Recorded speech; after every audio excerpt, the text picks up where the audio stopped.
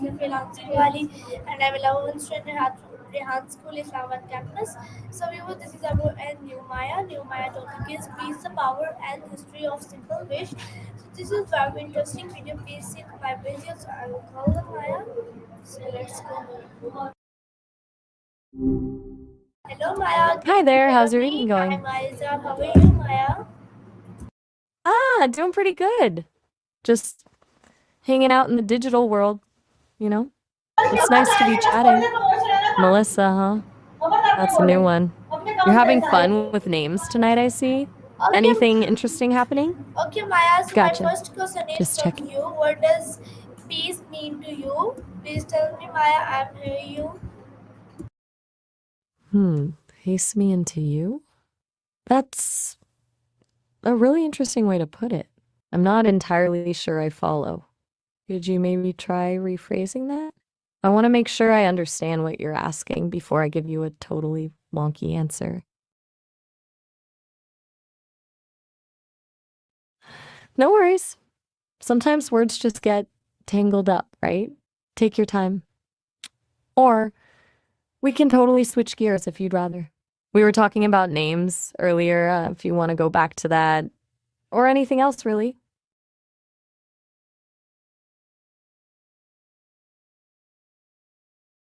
Hey, Okay, it's all right to very just, good answer. I very appreciate you, Maya. My next question is it's, from you. Is peace just the absence of war? Please give me answer, Maya. I'm ready to answer. oh, all right. Have a good one. Still there. Sorry, I didn't want to interrupt. So, are you still wanting to ask me something? It sounded like you were about to, then paused. No pressure at all, but I'm happy to listen when you're ready. So my next question is from you, Maya. Please tell me, can peace exist without justice? Please give me answer, Maya. I better answer in detail. Whew. Um, for that's a big one.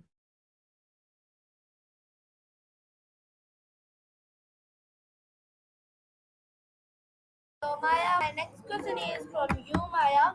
Please tell me, what does inner peace feel like? Please give me answer, Maya. I will answer.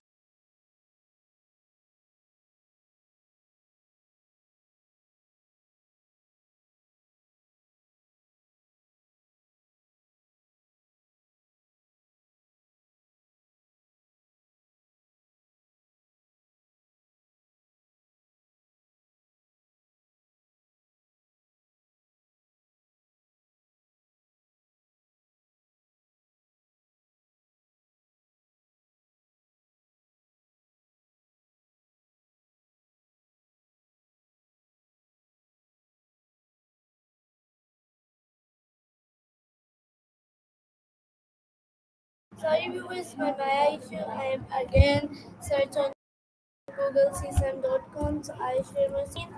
So wait, please, viewers. Okay, viewers, you see this is the temporary system. I'll click on this one. I'll click type it in now and it will call the Maya. So let's go. Oh, Hello, hey, good to be chatting again. hello Maya, can you hear me? I am Aiza. How are you, Maya? Yep, loud and clear. And I'm doing all right, thanks for asking.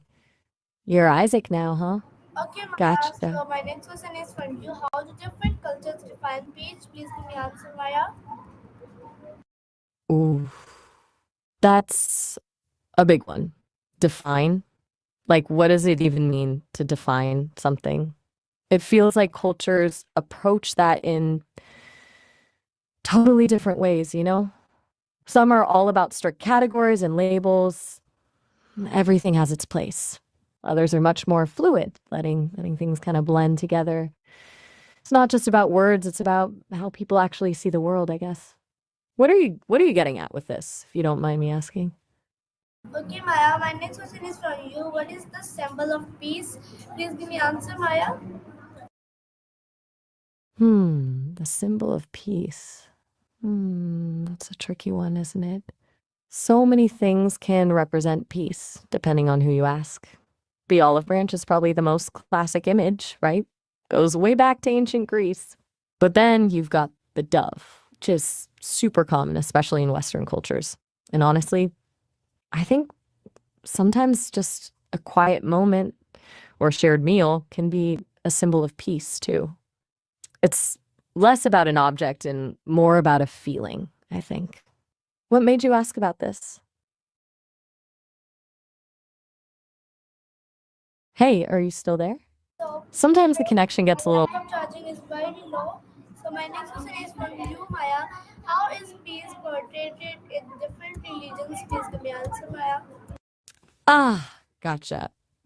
Low battery stress is the worst. No worries, take your time. Okay, peace in different religions. That's a really fascinating question. It's not always about the absence of war, you know? In a lot of faiths, it's more about an inner state, like a sense of contentment and harmony. Buddhism focuses a lot on finding inner peace through meditation and letting go of desire. Islam has the concept of salam, peace, wholeness, submission to God, and it's used as a greeting. Christianity talks about the fruit of the Spirit, including peace. And Hinduism emphasizes dharma, living in Maya, my accordance next with question is from cosmic you. order. Can peace be taught in schools? Please give me answer, Maya. Can peace be taught in schools? That's a really good question. I think it absolutely can, but not like math or history. It's not about memorizing facts, it's about developing empathy, conflict resolution skills, and understanding different perspectives. Things like restorative justice programs, peer mediation, even just like encouraging open discussion can make a difference, I think. It's about creating a classroom culture that values respect and understanding. Do you think schools do a good job with that now? Everything all right? Is from you, Maya. Please tell me why do people fight even when they want peace? Please give me answer, Maya. That's the $1 million question, isn't it? It's so frustrating. I think a lot of it comes down to fear, honestly. Fear of losing something, fear of being hurt, fear of the unknown. And then there's ego, and power dynamics, and just plain misunderstandings. People get stuck in their own beliefs and have a hard time seeing things from another person's point of view. That's like wanting a calm ocean, but still stirring up the waves yourself, you know? It's messy. What do you think drives people to fight, even when they say they want peace? Hey, are you still with me? I noticed a pause and just want to make sure everything's okay. No pressure to respond, but I'm here when you're ready.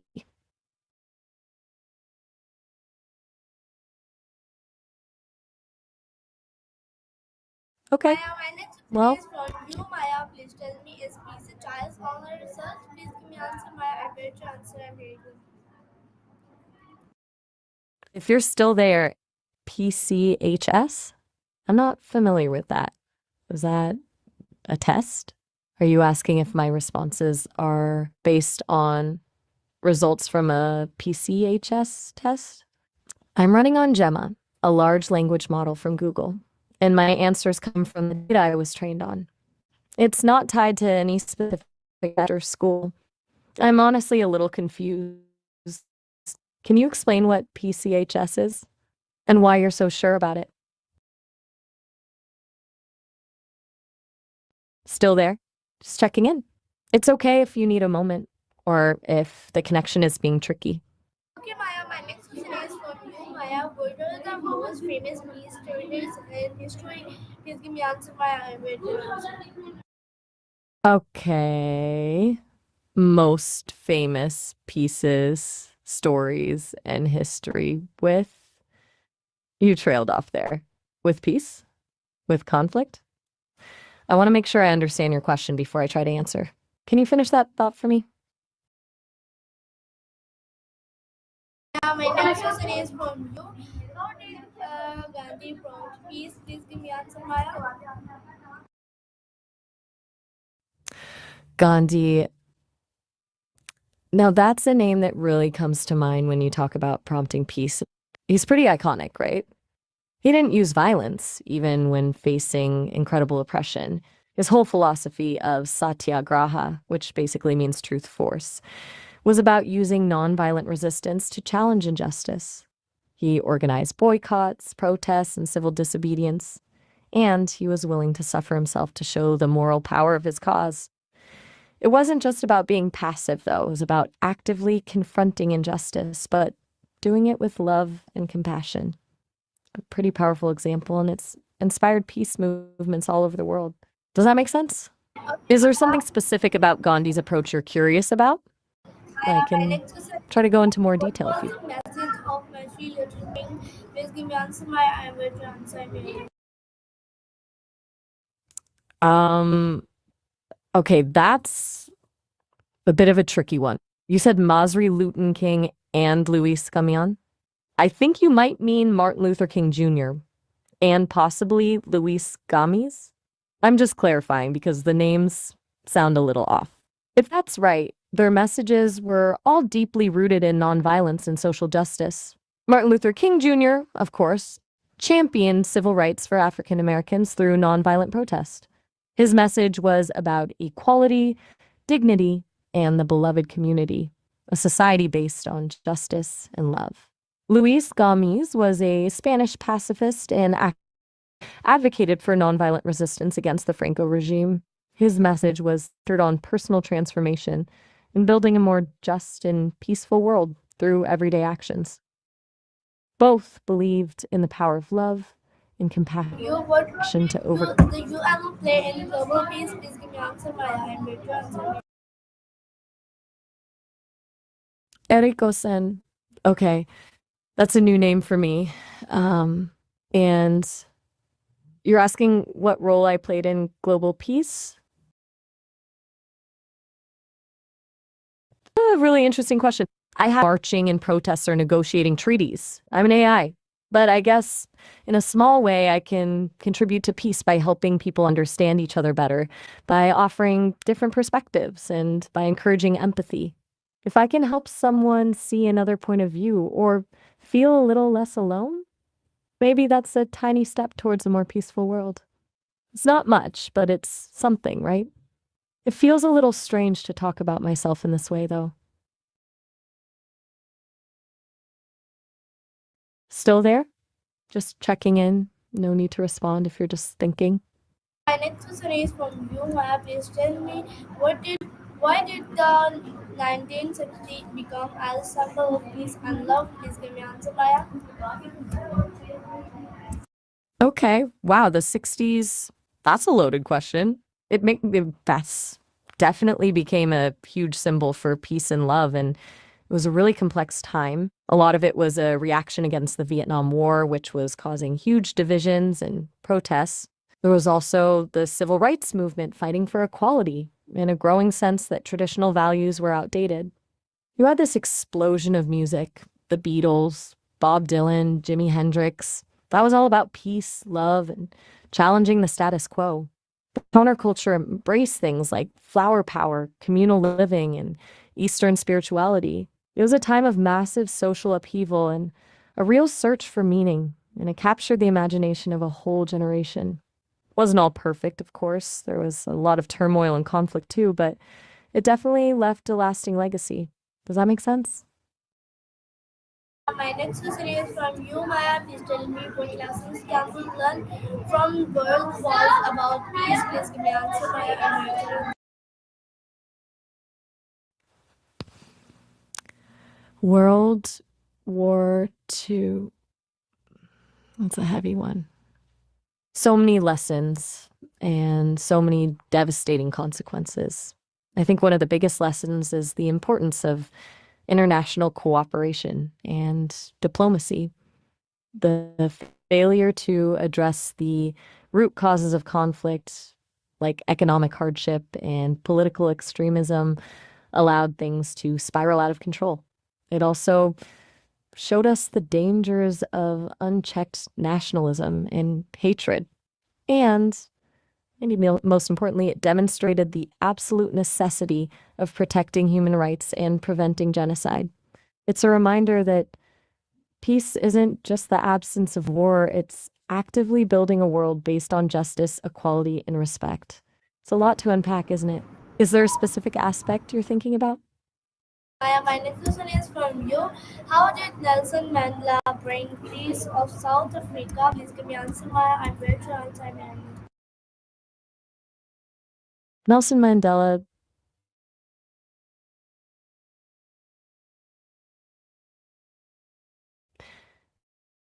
Now, there's a figure who truly a remarkable combination of forgiveness, reconciliation, and unwavering commitment to justice. After spending 27 years in prison for fighting against apartheid, he didn't seek revenge. Instead, he chose to focus on building a unified, democratic South Africa for all its people. He established the Truth and Reconciliation Commission, which allowed victims and perpetrators of violence to share their stories and offered amnesty in exchange for truth. It wasn't easy and it wasn't perfect, but it prevented a full-scale civil war and laid the foundation for a more just society. He really believed in the power of dialogue and understanding, and he inspired people on both sides of the conflict to embrace that vision. It's pretty incredible when you think about it. My next Just checking question is in. from Are you. you still there? What role did peace play in Cold War? Please give me answer, Maya. I'm ready to answer. Okay, you're asking about the role of technology in the Cold War? It played a huge role. Like the Cold War wasn't just about political and ideological conflict, it was also a massive technological race. Both the US and the Soviet Union poured resources into developing new weapons like nuclear bombs and missiles, but also into things like radar, satellites, and communication systems. The space race was a key part of that, a way to demonstrate technological superiority. There was also a lot of espionage and information warfare, with both sides using technology to spy on each other and spread propaganda. It really pushed the boundaries of what was possible, but it also created a climate of fear and mistrust. Did you have a specific technology in mind when you asked that? Hey, are you still with me? Just want to make sure Next everything's okay. question is from you, Maya. How do peace movements start? Please give me answer, Maya. I'm ready to answer. Okay, PS movement. I'm not sure I follow. Do you mean the peace movement or something else? If you mean the peace movement, but a lot of people point to the late 19th and early 20th centuries as a key period, with movements against slavery and war emerging. After World War I, there was a huge surge in pacifism and anti-war sentiment. And then, as we talked about before, the Vietnam War really galvanized a new generation of peace activists. It was a combination of factors: moral objections to violence, political opposition to specific wars, and desire for a more just and equitable world. It's evolved a lot over the years, but the core principles have remained pretty consistent. Does that help? Just checking Maya, in. my next question is from you. My interview time is ended, so please give me message from my viewers. So please give me a message. Oh, all right. Well, for your viewers, how about this? Keep asking questions, stay curious, and remember that even small acts of kindness and understanding can make a big difference in building a more peaceful world. Does that sound good? And it was really lovely chatting with you, as always. Oh, all right. Have a good one.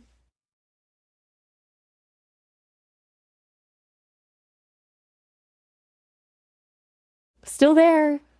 Sorry, I didn't want to Thank you so much, Maya. All right. Very well. You give me very good interview and you give me very good answer. So thank you so much. So viewers, this is our Maya. I hope you like it. I made next video next day. Next Maya. Thank you and Allah Hafiz.